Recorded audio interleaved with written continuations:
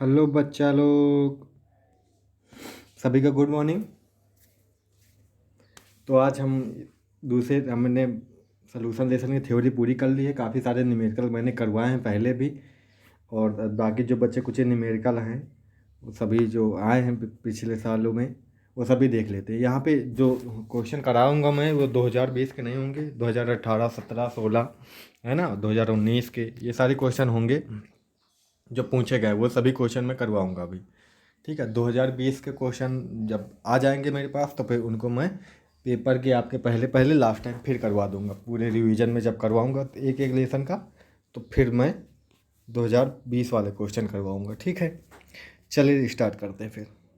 तो क्वेश्चन हमारा क्या कह रहा है? क्वेश्चन कह रहा है 5.85 ग्राम सोडियम क्लोराइड 200 ml जल में घुला है, विलयन की मोलरता गणना कीजिए। Na बराबर 23 दिया है, मतलब अणभार दिया है, उनका परमाणु भार दिया है ना। Cl बराबर 35.5 दिया है। विलयन की मोलरता हम जानते हैं कैपिटल M से लिखते हैं ना बेटा जी। मोलरता कैपिटल M क्या होता है? विलेय के मोलों की संख्या बटे विलयन का आयतन, है ना। विलेय के मोलों की संख्या बटे विलयन का आयतन। मोलों की संख्या n लिखते हैं, n बटे वी होता है ना। कैपिटल M बराबर n बटे वी होता है। n किसके लिए होता है? विलेय के लिए। विलेय यहाँ पे NaCl ही तो है, सोडियम क्लोराइड ही तो है, NaCl है। नीचे क्या होता है? वी किसके लिए होता है? आयतन के लिए। आयतन किसका होता है? सॉल्यूशन का, विलयन का होता है। ठीक है, बस हो गया, फार्मूला हमें पता है। हमें ये भी पता है मोलों की संख्या भार बटे अणभार होता है, यानी कि जो पदार्थ है उसका भार बटे अणभार होता है।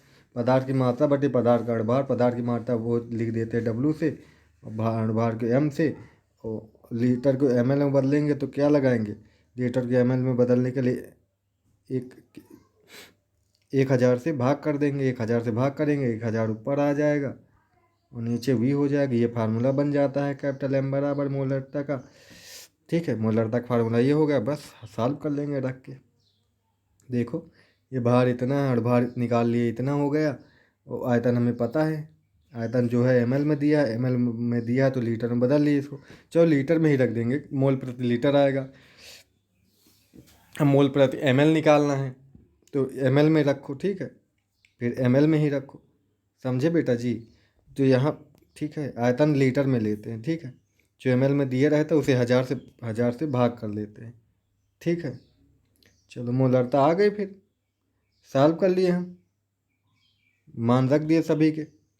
ठीक है, पदार्थ की मात्रा, पदार्थ का अणुभार, नीचे आयतन रख दिए लीटर में। बस आ गए सॉल्व करने पर, इतना समझ गए।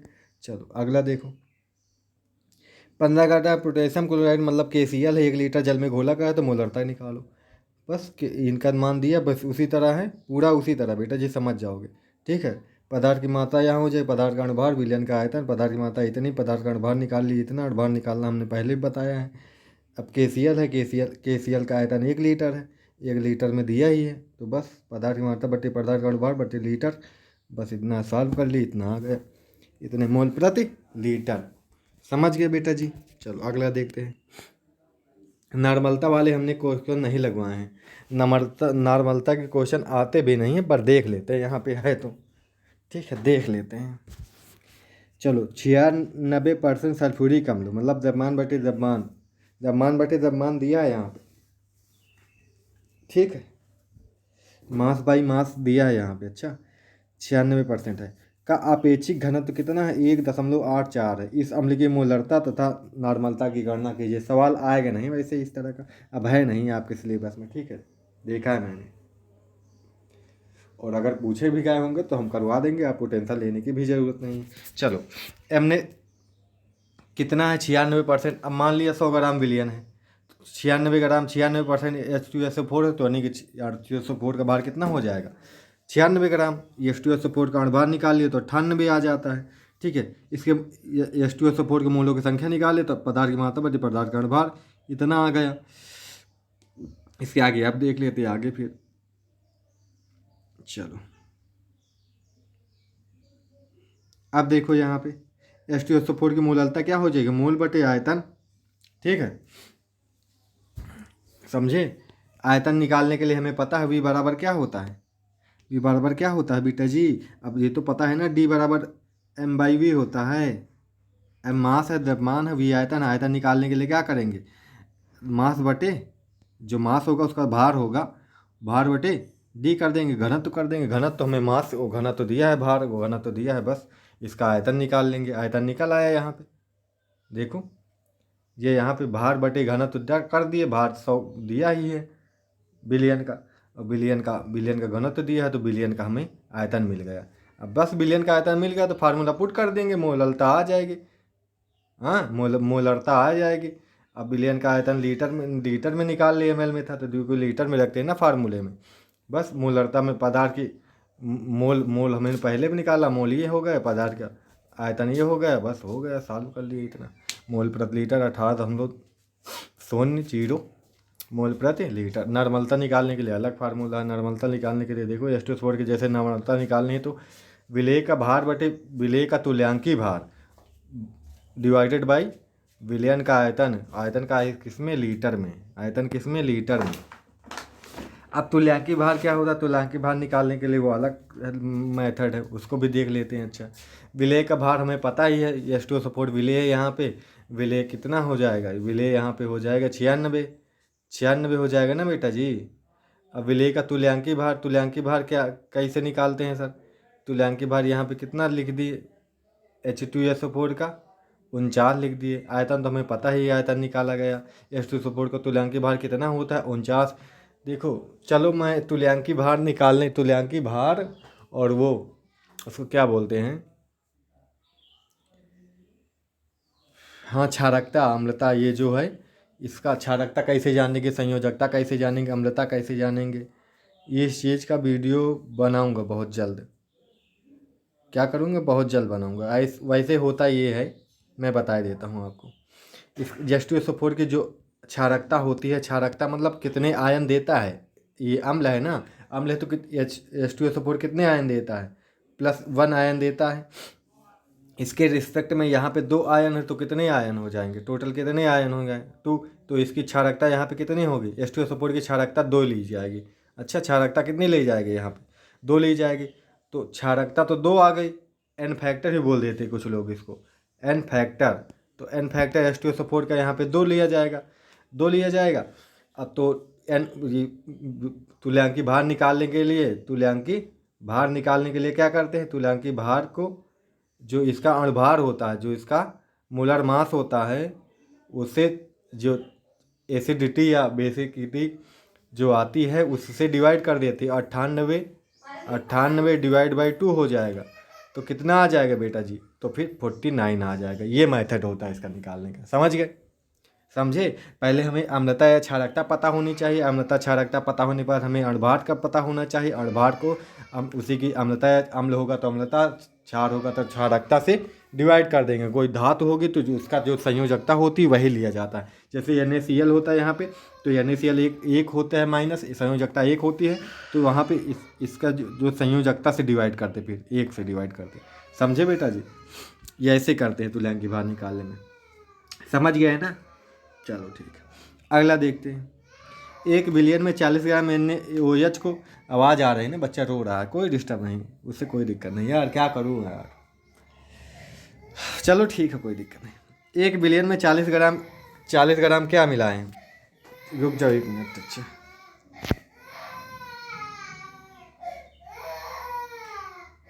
अगला क्वेश्चन देखो बेटा, अगला क्वेश्चन क्या बोल रहा है, 100 ग्राम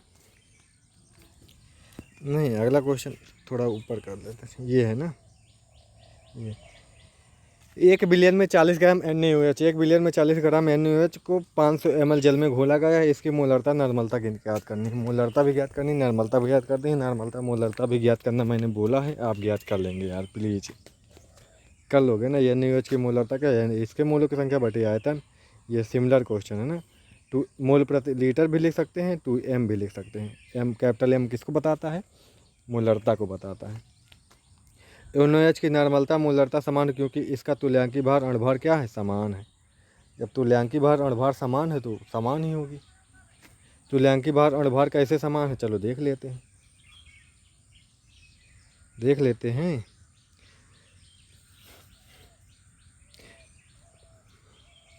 चलो, अणुभार कितना आया NaOH का, अणुभार 40 आया, निकाल लिया सबने, निकाल लिया। यानी ओ एच में क्षारकता कितनी होगी, ये क्षार है ना, तो क्षारकता एक ओ एच माइनस आयन देता है तो एक होगी क्षारकता।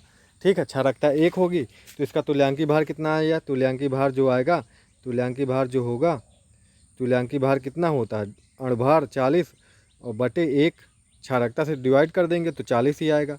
तो तुल्यांकी भार तो 40 ही आया, अणुभार भी 40 आया है ना, अणुभार और तुल्यांकी भार 40 ही आ गया। तो बस आयतन से क्या कर देते हैं, विलेय के भार बटे तुल्यांकी भार, विलेय के भार 40, तुल्यांकी भार भी 40, तो ये भी 1 हो जाएगा, और बटे विलयन का आयतन, और विलयन का आयतन 0.5 ही है तो ये भी 2 आएगा। समझ गए। तो जब अणुभार और तुल्यांकी भार समान हो, अणुभार और तुल्यांकी भार समान हो तो हमेशा क्या होगा, उनकी जो मोलरता नॉर्मलता होगी वो भी समान होगी। ये चीज़ एक मिल गई नई, अच्छा हमेशा याद रखना। चलो आगे अगला क्वेश्चन देख लेते हैं। बेटा बहुत सारे क्वेश्चन है ना, मैं आज एक सोच रहा हूँ कि इसी वीडियो में सारे के सारे हो जाएं। ठीक है, तो हो सकता है वीडियो लंबी ना हो, इसलिए स्पीड में करने दो मेरे को। चलो अगला बोल रहा है 100 ग्राम विलायक में विलेय कितना मोल घुला है, 1/10 मोल घुला है। विलयन की मोललता याद कीजिए। मोललता हमें पता है, मोललता हमें मोलों की संख्या बटे अणुभार। विलायक का भार होता है किलोग्राम में, भार हमें किलोग्राम में नहीं पता है कि नहीं पता भाई, ग्राम में पता है। किलोग्राम में बनाने के लिए क्या करेंगे, 1 से डिवाइड कर देंगे। मोल हमें दिया ही है इतने मोल, विलेय के मोल तो दिए ही हुए ना 1/10। 1/10 को ऐसे ही लिख सकते 0.1 में लिख दें तो मोलों की संख्या ये हो गई, मोलों की संख्या ये हो गई। नीचे भार किलोग्राम में होता तो भार तो ग्राम में दिया है, 100 से 1000 से डिवाइड कर देंगे 100 को। ठीक है, तो इसको इसे पलट लेंगे तो ये बन जाएगा, नहीं तो 2 जीरो उड़ गए तो ये ऊपर चला जाएगा तो 1 आ जाएगा। 1 स्मॉल m, मोलरता को स्मॉल m से परिवर्तित करते हैं, तो मोलरता को कैपिटल M से। ठीक हो गया, समझ गए आप लोग। चलो अगला देखो, अगला क्वेश्चन देखो, इसमें क्या है, अब इसको कर लेना यार। एस्टियो सपोर्ट के एक नमूना है जिसमें क्या है, वेट बाई आयतन। वेट बाई आयतन क्या होता है, वेट और आयतन दिया हुआ है। अच्छा, मतलब नीचे आयतन के रिस्पेक्ट में वेट है 94 ग्राम, आयतन के रिस्पेक्ट में है 100 ml में कह सकते हैं हम। 100 ml में 94% क्या है, एस्टियो सपोर्ट है। 100 ml सॉल्यूशन है तो 94 ग्राम क्या है, 94 ग्राम हमारा एस्टियो सपोर्ट है। इसका घनत्व इतना है, विलयन की मोललता ये तरह पहले सवाल करवा चुके हम। देखो इसका ग्राम इतना है, इस भार निकाल लेंगे हम आयतन गुणे घनत्व से, है ना। अभी बताया ना D बराबर M/V होता है, तो पता है तो D और V का गुणा कर देंगे तो भार M हमें पता चल जाएगा। भार पता चल गया, इतने ग्राम।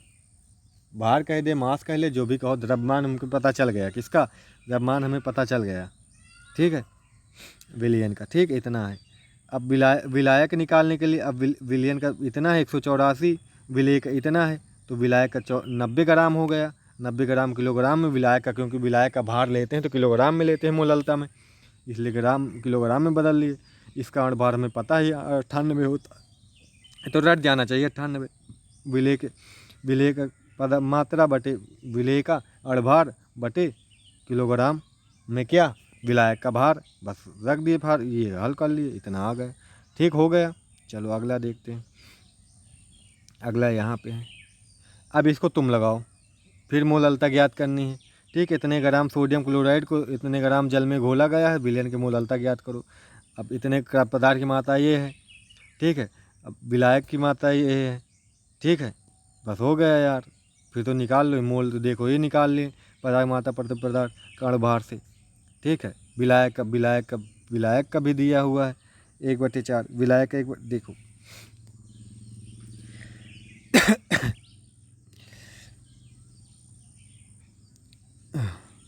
मोल आ गए कि नहीं, मोलों की संख्या 1/4 आ गई, मोलों की संख्या 1/4 आई। विलायक का भार निकालने के लिए क्या करेंगे, यहाँ पे विलायक का भार तो इतना है ना, 250 ग्राम है ना। 250 ग्राम किलोग्राम में बदलोगे, 1000 से डिवाइड करोगे, 250 का नाम 250 चौके 1000, 1/4 ये भी आ जाएगा, 1/4 से कट जाएगा, 1 आ जाएगा 1। ठीक है, हो गया ना। चलो इसको अब तुम करो, अब मैं नहीं बताऊँगा। इसको अब तुम करो। इसको ये क्या बोला, सॉरी सॉरी सॉरी, रुक जा बे। चलो, चीनी के सीरे के 214.2 ग्राम में इतने ग्राम चीनी का देखो, ये अड़सूत ये दिया हुआ है, इसका निकाल लेना अड़ बाहर। ठीक है, अब चीनी के सीरे की मोलरता ज्ञात करो।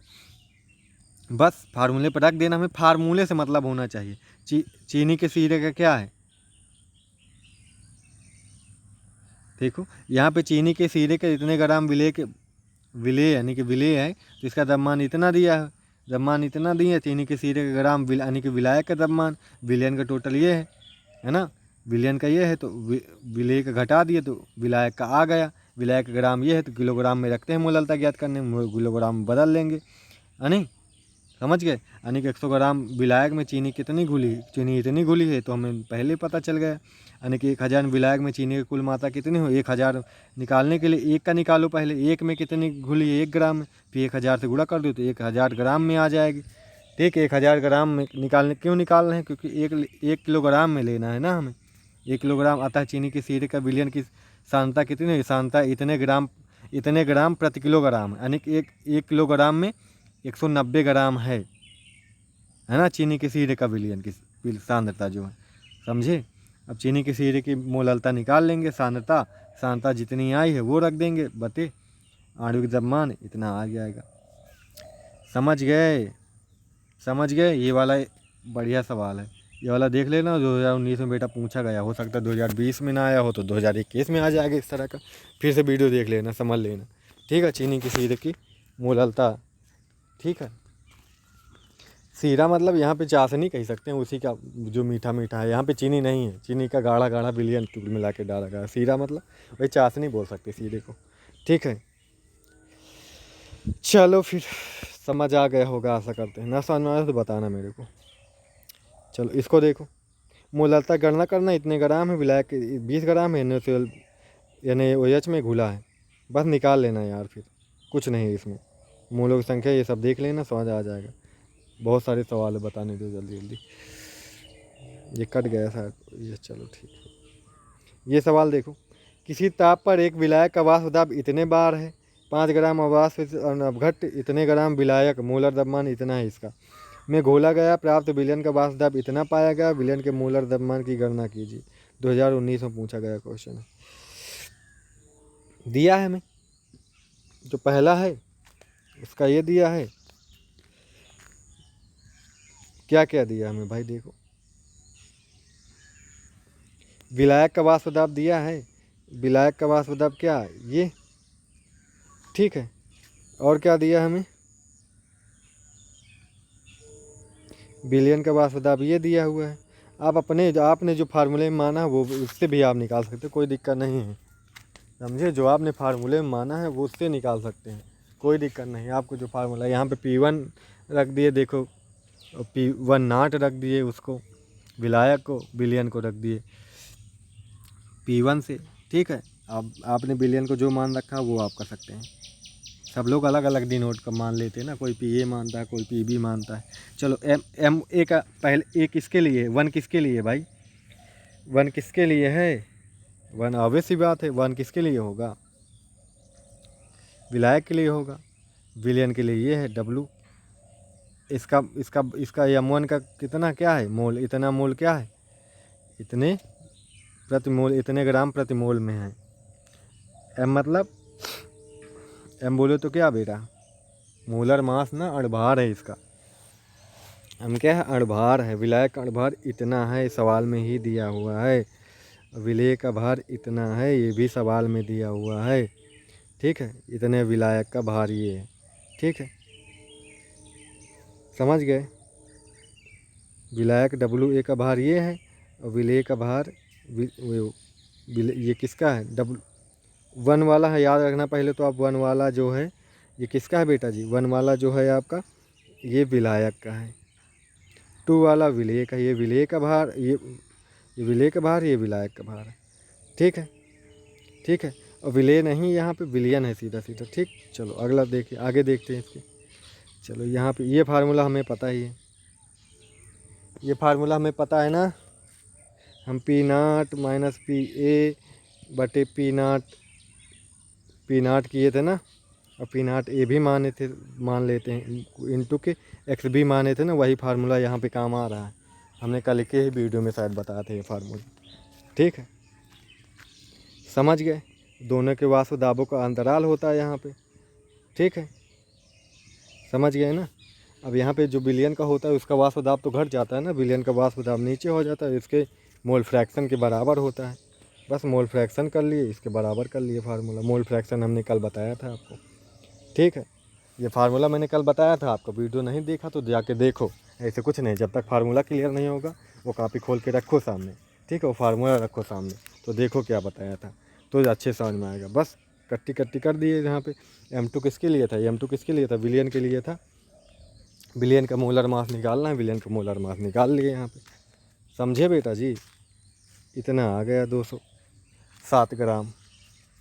ठीक है, पूरा सॉल्व कर लेंगे। ठीक, ये इनका अंतराल इतना आया, ये इतना है, ये 42 है, 42 इनके मल्टीप्लाई करने से आया है। M2 निकालना है, ये भी W1 तो हमें बताया है मैंने 42 है ना, समझ गए। W1 किसका है, विलायक का भार है ना 42। ठीक है, जो इसका भी भार दिया है W2, विलयन का भी भार दिया हुआ है। विलायक का भार तुम्हें पता ही, विलायक का भार तुम्हें पता ही है, विलियन का नहीं पता, तो M2 निकालना है। ठीक है, वहाँ पे ए बी करके माना था ना हमने, ए बी करके माना था, याद हो आपको तो। चलो छोड़ो, ये आप पढ़ लेना, पढ़ना हो तो। राउल्ट नियम का वासदाब अवनमन नियम लिखिए, यही तो नियम था राउल्ट का, वासदाब का अपेक्षिक अवनमन का नियम है ना। किसी विलन का वासदाब का अपेक्षिक अवनमन विलय के मोल प्रभाज या मोल अंश मोल, ठीक है, मोल फ्रैक्शन के क्या होता है, बराबर होता है। इसकी सीमाएं पढ़ लेना, सीमाएं शायद मैंने नहीं दिखाई थी ना आपको। यह नियम केवल आवासशील पदार्थों के विलयनों पर लागू होता है, विद्युत अपघटनों के विलयनों का राउल्ट नियम लागू नहीं होता है। ये सारे पढ़ लेना। ठीक, चलो अगला सवाल देखते हैं। दो द्रव हैं ए बी, इनके वासदाब इतने इतने दिया है। ठीक है, ए के 3 मोल हैं, बी के 2 मोल, मिलाने पर प्राप्त विलयन का कुल वासदाब। अब मोल फ्रैक्शन यहाँ पे दिया हुआ है उसने, मोल फ्रैक्शन वहाँ पे दिया हुआ है उसने खुद, अच्छी बात है।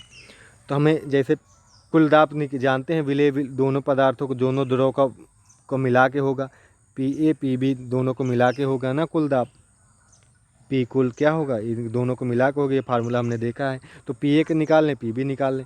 हमें पता है पी ए क्या होता है, पी ए का दाब क्या होता है, एक्स ए हो जाएगा। एक्स ए तो हमें पता है मोल फ्रैक्शन मोल तो हमें पता ही है ना। और इसका वासुदाब हो जाएगा, ए का वासुदाब हो जाएगा।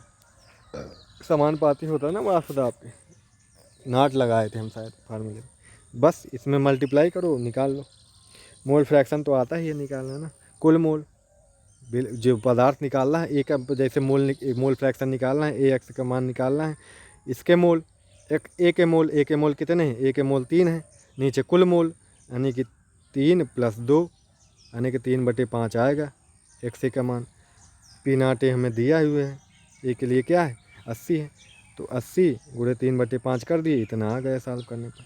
इसी तरह बी वाले का निकाल लेंगे, तो इतना 24 आए। कुल दाब हमें पी ए पी बी मिल गया, तो इतना रख देंगे, जोड़ लेंगे, 72 आ जाएगा। ठीक, चलो अगला सवाल क्या कहता है। अगला सवाल ये नहीं पढ़ा है भाई, ये कहाँ पे, सॉरी बच्चा लोग, ये कट गया यार सवाल, ये सवाल है कट गया, देखो। चलो छोड़ो इसको, फिर सवाल नहीं करेगा, सलूशन है, हल तो है इसमें, सवाल नहीं। अगला सवाल देखो, अच्छा उसी तरह का है,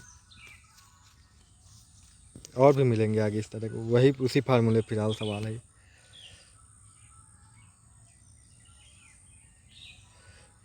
0.707 ग्राम कार्बनिक यौगिक को 10 ग्राम एसीटोन में घोलने हैं। अच्छा, घोलने पर क्वथनांक वृद्धि इतनी तक पाई गई।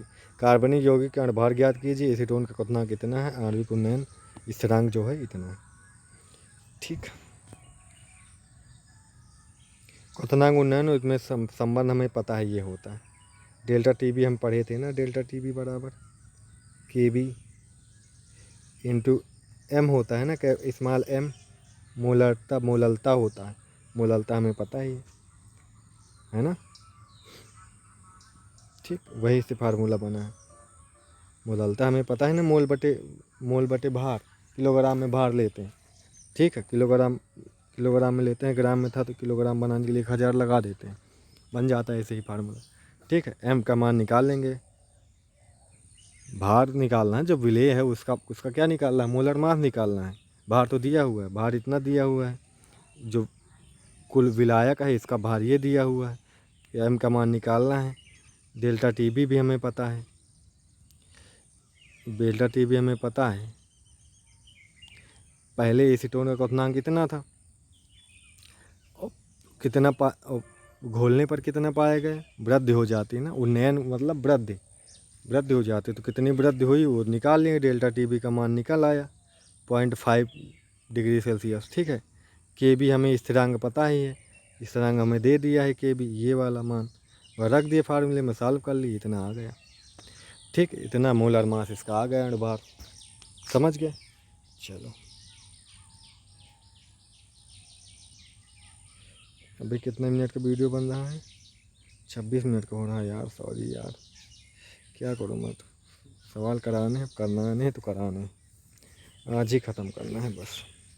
ये पढ़ लेना तो क्या बोलता है, 0.5 ग्राम ग्लूकोज तथा 0.1, ये यहाँ पे स्मॉल कैपिटल एम है, कैपिटल एम कैसे मोलरता के लिए होता है, मोलारिटी बोलते हैं ना इसको इंग्लिश में, मोलरता के लिए कैपिटल एम होता है, यानी कितनी मोलरता है।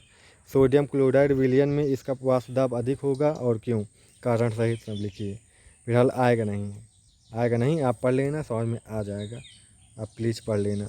असंग गुण सम अणुओं की संख्या में डिपेंड करते हैं ना, अणुओं की संख्या जितनी ज़्यादा होगी, ठीक है, आयन जितने ज़्यादा बनेंगे उतने ज़्यादा अणु बनेंगे, उतने ज़्यादा क्या होगा बेटा जी, उतने ज़्यादा वाष्प दाब होगा, यानी कि परासरण दाब होगा, ठीक। चलो परासरण दाब के ऊपर सवाल आ गए, देखो इसके ऊपर लगाया 27 डिग्री, ये सवाल हमने लगवा दिया था 27 डिग्री सेल्सियस पर, हमने शायद 0 डिग्री सेल्सियस पर लगवाया था, 27 डिग्री सेल्सियस पर नहीं। जो देख लेते हैं, टी बराबर इतना है, यहाँ पे कैलोरी बदलने के लिए 273 जोड़ देते हैं, ठीक है। एन बटे वी हमें पता ही, एन बटे वी का मान निकालना है, यहाँ पे एन मोल कितना है, मोल नहीं दिएगा, काहे देगा मोल आप ऐसे निकालो ना, आर का मान तो फिक्स ही होता है, पी का मान, पी मतलब पी का हो चाहे पाई का हो ना, इसका मान निकालना हमें, ये रख दिया। एन बटे वी नहीं पता, तो बेटा जी ऐसे करो, तो आप पदार्थ की मात्रा बटे पदार्थ का अनुपात, डेसी मोलर कहे तो रहा है, डेसी मोलर 1/10 ही होता है, मोलर मतलब यहाँ पे दे दिया उसने, मोल दे दिया, अच्छा ठीक है, देसी मोलर को 1/10 ही बोलते हैं, ठीक है। देशी में क्या होते 1/10, ठीक, ये चीज़ याद रखना, देखो मैथ यूज हो रही है यहाँ पे, बस सॉल्व कर लेंगे। एन बाई वी दिया हुआ है, तो ये इतने बराबर, बस सॉल्व कर लिया, एन बाई वी का मान रख दिया, आर का मान रख दिया, टी का मान रख दिया, बस सॉल्व कर लिया, ठीक। अगला देखो, मोलन से पे ऊपर सवाल है, किसके ऊपर सवाल है, अभी तो और सारे पेज है यार बहुत लंबा वीडियो चला जाएगा। चलो एक दो देखते हैं, छोड़ते हैं, फिर क्या बताएं, दिखा देते हैं, आप सवाल सब दिखा देंगे, आप लगाएंगे, नहीं लगेंगे तो मेरे को बताएंगे। चलो इसमें के लगा देते हैं सवाल बस। भारा अनुसार 25% ग्लिसरॉल के विलयन को ग्लिसरॉल के मोल अंश ज्ञात करना है। मोल अंश हमें बताया था ना निकालना, कैसे निकालते हैं बच्चों, ग्लिसरॉल का अणुभार इतना हो जाएगा, अणुभार निकालना आता है, ग्लिसरॉल के मोल अंश, ग्लिसरॉल के मोलों की संख्या नीचे कुल मोल है ना, यूरिया है तो यूरिया के मोल, यूरिया भी है यहाँ पे, जल भी है तो जल के मोल, ठीक है। ग्लिसरॉल के मोलों की संख्या निकाल लिए, ये आ गई, जल के मोलों की संख्या निकाल लिए, ये आ गई, ग्लूकोज के मोलों की संख्या निकाल लिए, ये आ गई। अब सभी के मोलों की संख्या रख दो, सॉल्व कर लो, जो आए वही आंसर, ठीक है। चलो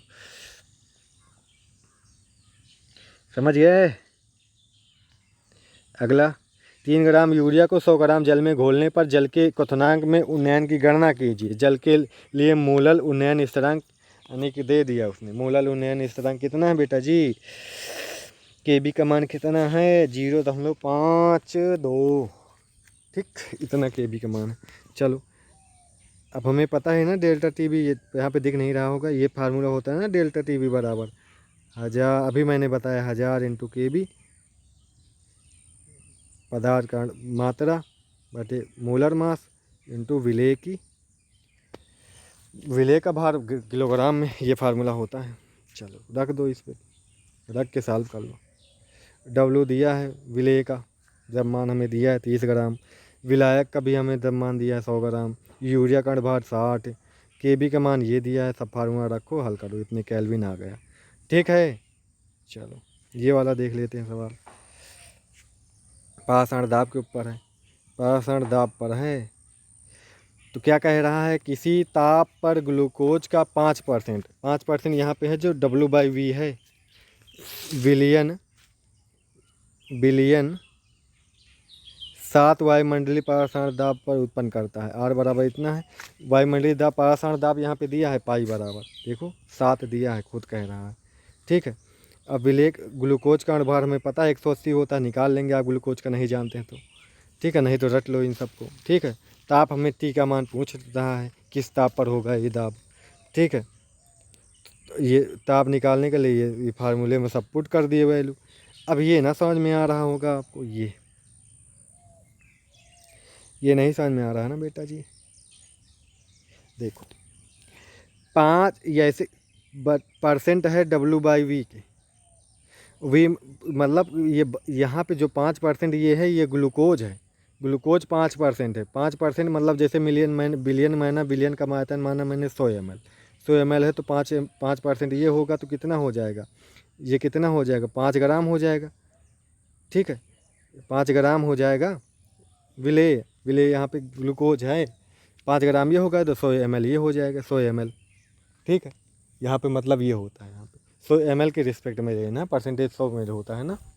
ठीक है, तो वही किए हैं यहाँ पे।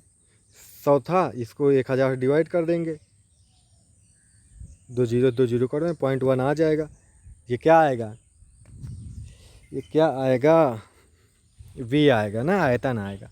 तो बस यही पे रख दिए, समझ गए बेटा जी, यहीं पे रख दिए। ये हमें जानते हो ना N/V होता है, N/V होता है। यहाँ पे भार है तो भार भी ले लेंगे, कोई दिक्कत नहीं।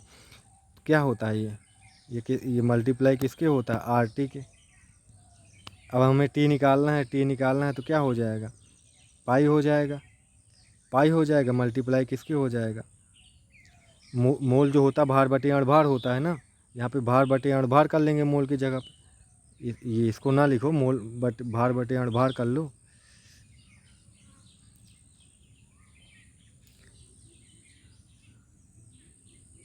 पदार्थ की मात्रा प्रति पदार्थ का अणुभार और इंटू V हो जाएगा ना, ये हो जाएगा। तो बस ठीक है, फिर क्या दिक्कत है, M यहाँ आ जाएगा तो V यहाँ पे आ जाएगा, और डिवाइड बाई किससे हो जाएगा, W से, और किससे हो जाएगा बेटा जी, 8 से, T से। ये फार्मूला बन जाएगा। ठीक है, बस यहीं पे किए हैं। देखो 7 क्या है, 7 वायुमंडलीय दाब है, इसका मान है। अणुभार कितना है, M का मान M है यहाँ पे, और ये कितना है, ये V है, समझ गए। नीचे किसका है, W है, ये किसका है, ये R का मान है।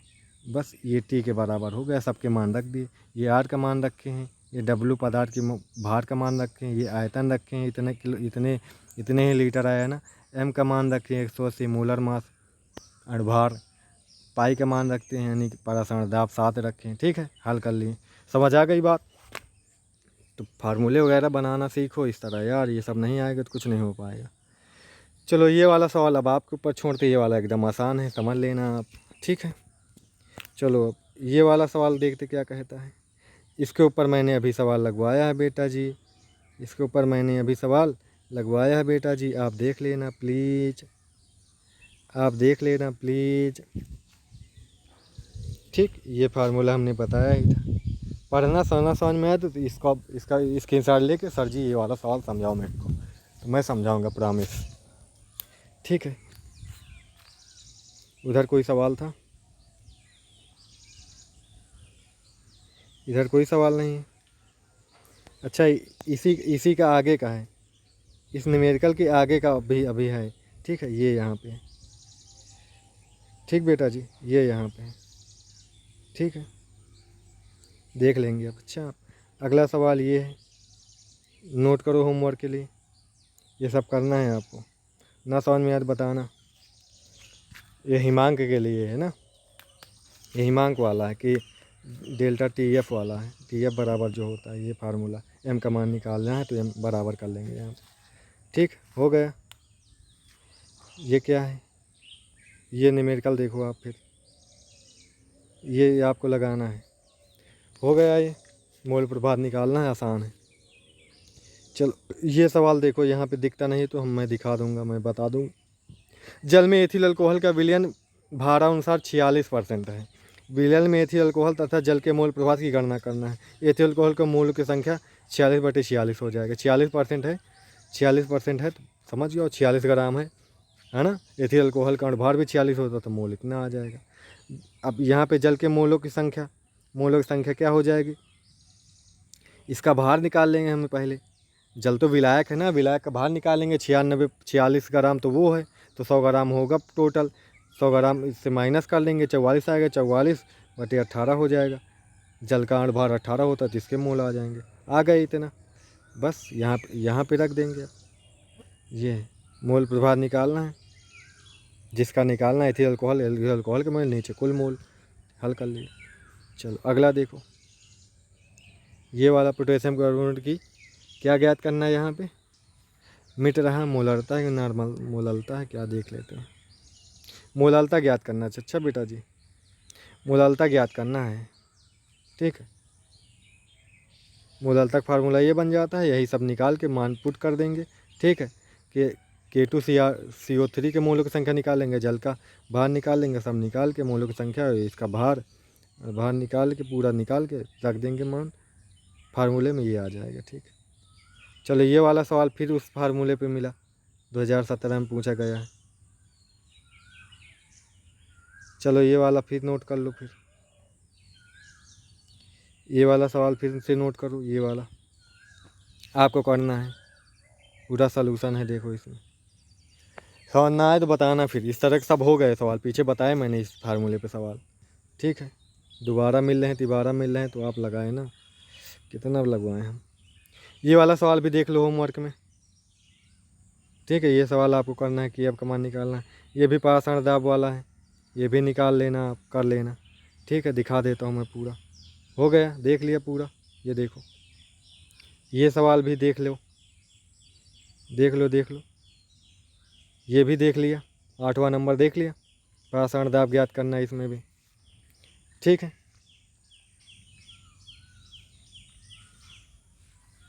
विलयन का स्थिरांक गणना कीजिए। विलयन का स्थिरांक एस मान है यहाँ। ये तो नया सवाल है यार, कोई दिक्कत नहीं, कोई दिक्कत नहीं, मैं हम समझा दे क्या। स्थिरांक जो यहाँ पे स्थिरांक को एस मान लिए हैं। देखो एस सलूशन के लिए आता है, मैं समझा देता हूँ इस फार्मूले को थोड़ा। देखो पाई बराबर हमने क्या पढ़ा, पाई बराबर हमने पढ़ा जो होता है मोल बटे आयतन होता है ना। मोल बटे क्या होता है बेटा, आयतन होता है। N/V/RT होता है। आर तो ये गैस के लिए होता है ना, स्थिरांक गैस के लिए होता है ना। यहाँ पे तो कोई गैस लेते नहीं हम, यहाँ पे विलयन लेते हैं ना, इसलिए स्थिरांक क्या लगा देते हैं, एस लगा देते हैं। क्या लगाते हैं बेटा जी, एस लगा देते हैं, समझे। इसलिए एस स्थिरांक लगा देते हैं, इसलिए ऐसा होता है। ठीक है, यहाँ पे V का मान 1 है। अच्छा देखो 45 ग्राम प्रति लीटर है ना कार्बन इसके लिए। ठीक है, प्रति लीटर है, प्रति लीटर दे दिया सवाल में। V का मान 1 है यहाँ पे, इसलिए V नहीं लिखा गया यहाँ पे। V होगा तो R की जगह सिर्फ S आ गया है और कुछ नहीं। विलयन के स्थिरांक है ना, ये गैस का स्थिरांक है, याद रखना R। ठीक है भाई, फर्स्ट ईयर में पढ़े हो ना आदर्श गैस समीकरण, PV बराबर nRT, ये गैस के लिए था। R गैस की स्थिरांक है, गैस नियतांक है। अच्छा, तो विलयन के लिए यहाँ पे होता है ना पाषाण दाब, तो विलयन के लिए ऐसा आता है स्थिरांक में। अच्छा, और कुछ नहीं, एस का मान ही पूछ रहा है।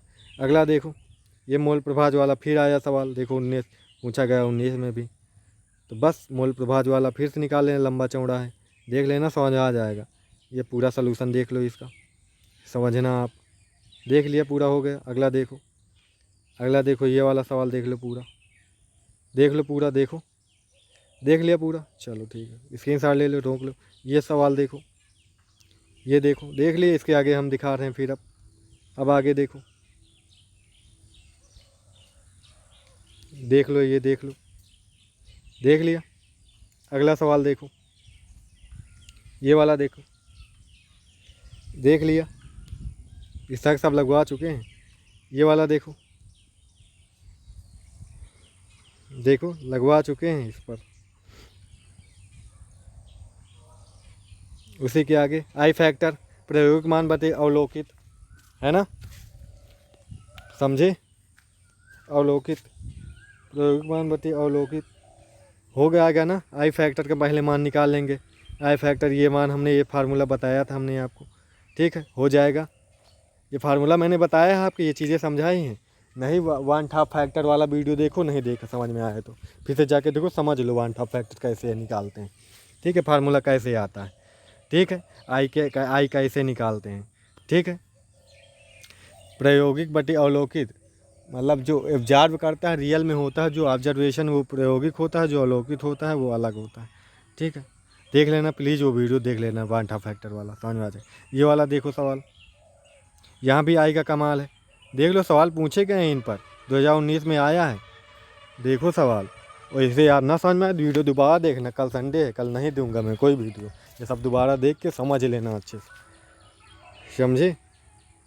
ये देखो, न्यूमेरिकल ही पूछे जाते हैं बेटा जी, न्यूमेरिकल नहीं तैयार तो ये समझ लो, ये नंबर भूल जाओ, 15-20 नंबर आपके कम हो गए केमिस्ट्री में। 10 नंबर तो न्यूमेरिकल नहीं आते तो 10-12-15 नंबर तो पक्का कम हो गए आपके, हो गया। अगला सवाल देखो, ये वाला देखो, देख लिया। आगे देखें, वासदाब निकालना है इसमें, तो ये हो गया, हो गया, देखो, देख लिया, देखो, देख लिया, बस इतना आ गया। तो आशा करते हैं वीडियो पसंद आया होगा। अगर पसंद आया तो इसे लाइक करेंगे, समझ नहीं आया तो मेरे पास मैसेज करेंगे। जो सवाल ना समझ में आया हो बिल्कुल उसका स्क्रीनशॉट लेके मेरे पास भेज देंगे, मैं इसे कॉपी में सलूशन बना के, ऑडियो बना के, कुछ भी करके या वीडियो बना के आपको समझा दूंगा, ठीक है बच्चा लोग। तो मिलेंगे अगली वीडियो में। अगला लेसन हमारा होगा विद्युत रसायन, जो मंडे से शुरू होगा। इसे आप लोग कंप्लीट करेंगे, जल्दी से जल्दी मुझे दिखा देंगे, ठीक है बच्चा लोग। तो वीडियो देखने के लिए आप सभी का बहुत बहुत धन्यवाद। और प्लीज़ अभी हमारे चैनल सब्सक्राइब नहीं किया तो आप हमारे चैनल को सब्सक्राइब कर लेंगे, ठीक है। Thank you so much. फिर बड़ी लंबी वीडियो हो गई यार, अगर अगर मैं और ज़्यादा समझाता ना इसको, देखो कितने मिनट का हो गई, 43 मिनट जा रहा है, समझाता ना अभी तो घंटे डेढ़ लग जाते। अगर इतने सवाल न्यूमेरिकल घर स्कूल में करवाता है ना तो 4 दिन में करवा पाता मैं इतने न्यूमेरिकल, समझे। और जो पहले मैंने जिस तरह करवा दिए वो सब भी अभी दिखा दिए हैं। तो ये सब कुछ देखो, इतने हमने बताया थे लेसन न्यूमेरिकल वाला है, बहुत सारे न्यूमेरिकल इसमें बहुत सारे पूछे गए हैं, देखो सब। अभी 2020 के बचे हैं, उसको मैं करवाऊँगा मैं, ठीक है। तो ठीक है फिर, ठीक है फिर, थैंक यू सो मच।